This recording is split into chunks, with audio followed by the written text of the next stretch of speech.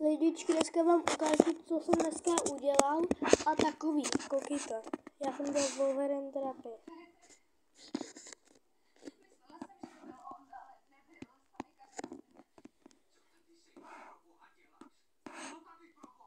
Takhle to vypadá.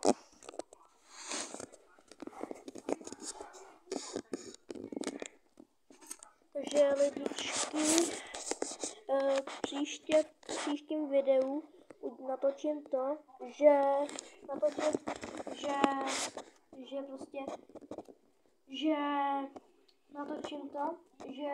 příště natočím, jak jsem poskládal Wolverine, natočím to, jak jsem si zaplatil Wolverine Drapy za železo. Takže mějte se krásně, naposledy vám to ukážu, mějte se Wolverine Drapy, jsou teda.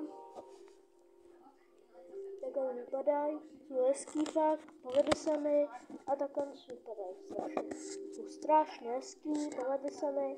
Moje babička trochu udělala chybičku, to nevadí, ale jinak je to fakt dobrá.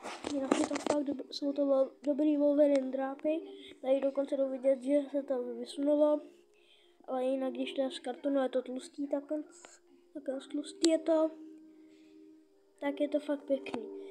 U příštího videa to vybarvím a natočím to znovu. Naposledy to ukážu, to vypadá.